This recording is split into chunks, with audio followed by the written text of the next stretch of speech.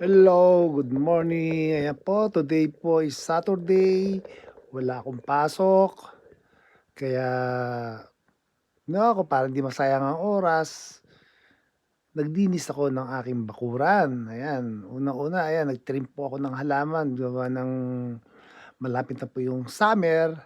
So, para maganda yung tubo at maging malusog kasi taglamig po ngayon. Kaya kailangan pong itrim. Kaya ginawa ko, binawasan ko ng dahon tapos kinortihan ko yung aking cypress ba tawag dito. Ginawa ko siyang bilog para mas maganda. So, unti-unti nagiging bilog na siya. Hindi man siya perfect pero malapit na dun sa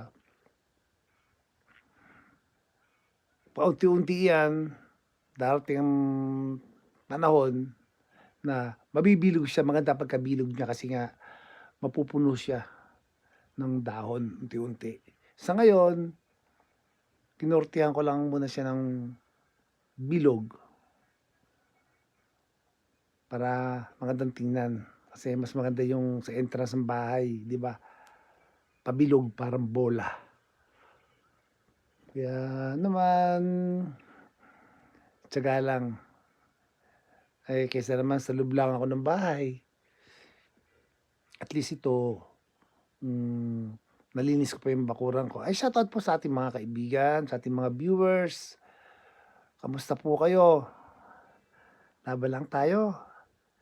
Dito po yan, dito sa Japan. Nililinis po ako ng aking bakuran. Kaya naman, para naman maging maayos kahit na simple lang yung bahay ko. Basta maayos ang bakuran, magandang tingnan, 'di ba? Nagti-trim ako ng aking binibilog ko po 'yan, pabilog po yung gusto ko diyan. Kinokortehan ko siya ng pabilog para magandang tingnan. Makikita ninyo 'pag tagal-tagal yan, maganda yan.